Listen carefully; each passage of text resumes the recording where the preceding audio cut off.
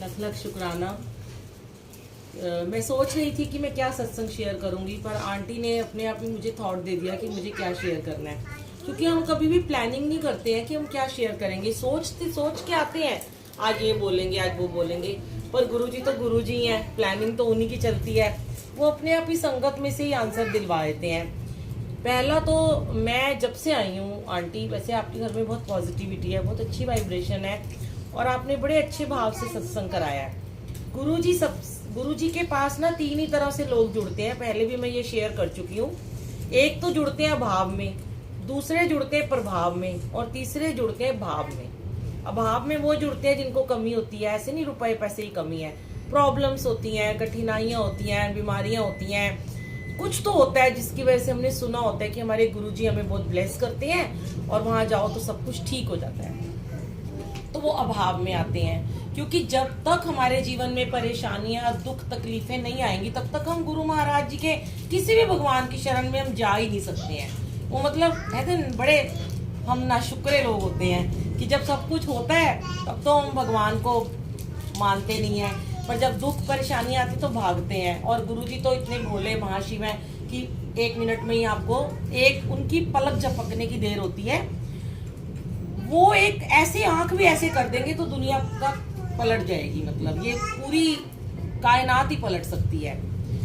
और जैसे इन्होंने कहा कि इनके भाव जुड़े, उस समय किसी ने भी इनको जोड़ा हो, एक मैसेज दिया इनको गुरुजी का, और उस संगत के मन में एक भाव आ गया कि भाई मैंने गुरुजी हैं। जब हमारे मन में ये भाव आता है, कहा क्या कि भाव में अभाव में जुड़ते हैं, दूसरा मैंने कहा प्रभाव में जुड़ते हैं। प्रभाव में कौन आते हैं कि जैसे कि रिश्तेदार, दुनियादारी, सहेलियां, भी बुलाया मुझे पलक आंटी ने, जाना पड़ेगा, बुरा मान जाएंगी, इनका प्रभाव है। यहाँ गुरुजी का प्रभाव नहीं झलक रहा, यहाँ संगत का, होस्ट का प्रभाव झलक रहा है कि होस्ट ने हमें बुलाया है तो दुनियादारी है, वो भी आती है, हमें भी जाना है। हमें अभाव में और प्रभाव में ना आके हमें सबसे पहले अपने भाव में आना चाहिए। कहीं भी सत्संग हो रहा हो, किसी के भी घर हो रहा हो, गरीब के घर हो रहा हो, अमीर के घर हो रहा हो, आपके घर के पास हो रहा हो, अगर आपको लगता है कि आपको किसी ने नहीं बुलाया, आपको सत्संग में जाने का मन कर रहा है, आप चुपचाप जाओ, आपका भाव है। कुछ मत सोचो कोई क्या कहेगा, मैं लंगर खाने आया हूं, मैं ये करने आया हूं। मेन यहाँ गुरुजी कहते हैं भाव का मेन मतलब ये होता है, सबसे पहला जो गुरुजी को पसंद है, समय पे आया कीजिए। बार बार गुरुजी कहलवाते हैं, जब भी कोई अपने घर में सत्संग रखता है उसको ये मैसेज स्पेशली सबसे ऊपर डालना चाहिए कि समय से पहले आए। और संगत क्या करती है, समय पे आती ही नहीं है।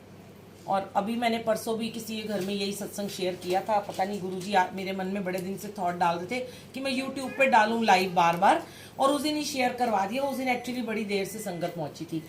तो मैं आपसे फिर आज, जो यहाँ संगत है, जैसे कहते हैं गुरुजी कहते हैं कोई भी सत्संग नया पुराना नहीं होता। हो सकता है मैंने उस दिन सुनाया वो दूसरी संगत थी, आप लोगों ने नहीं सुना हो सकता है आप मेरे से सुन के आगे किसी को सुनाओ, क्योंकि वो आपकी ब्लेसिंग होगी, आपको अच्छा लगेगा, आप आगे शेयर कर देना उसको, ताकि औरों को आंसर मिल सके। क्योंकि हर सत्संग से आंसर मिलते हैं, किसी एक को भी मिल जाए वो बहुत बड़ी बात होती है।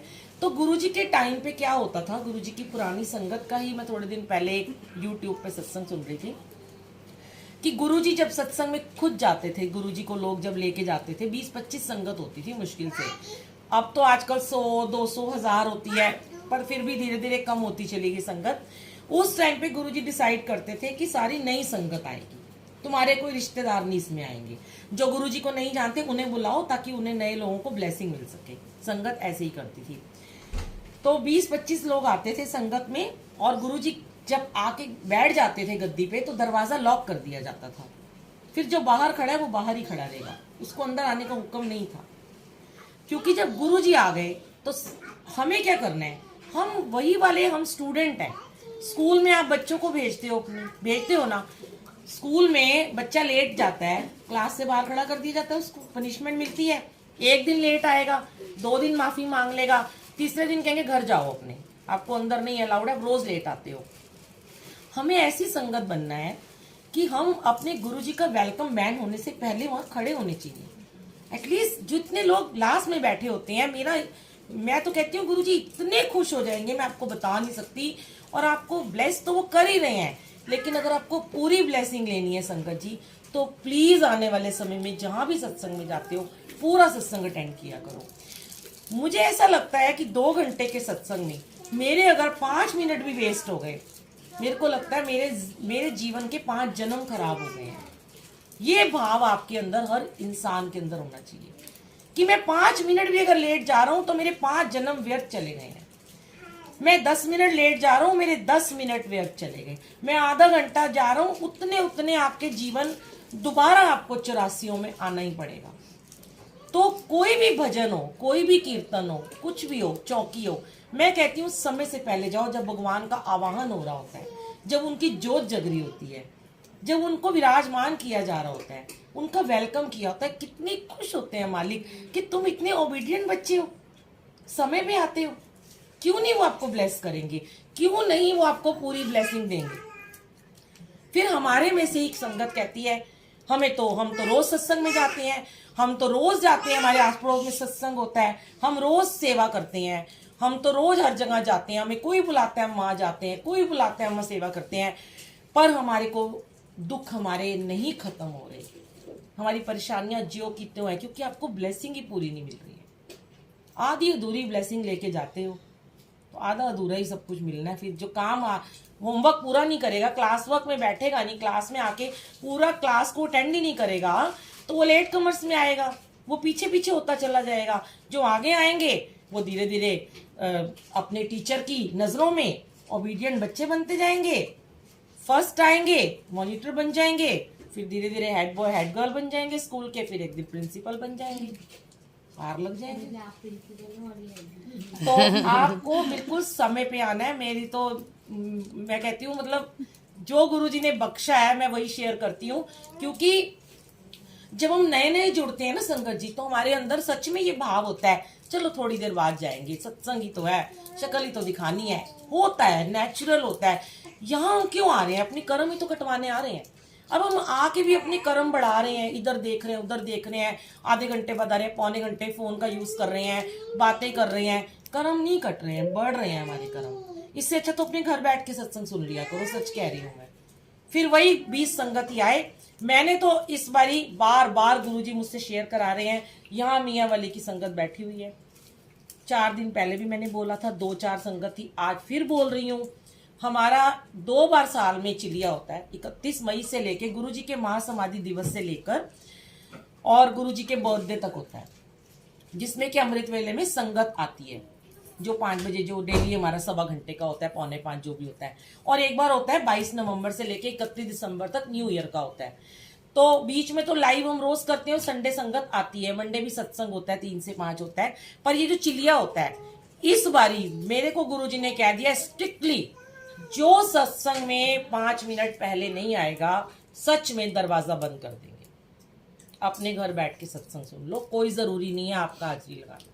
जब आपको लगे कि आपके हाजिरी लगानी बहुत जरूरी है, हमें आना है, हमें यहाँ ब्लेसिंग लेनी है, हमें समूह में बैठ के सत्संग करना है, हमें सामूहिक सत्संग करना है, जिसकी वाइब्रेशन होती है कि जब हम एक साथ जब भी हम जाप करते हैं उसकी एक अलग वाइब्रेशन होती है, वो एक अश्वमेघ यज्ञ के बराबर होता है।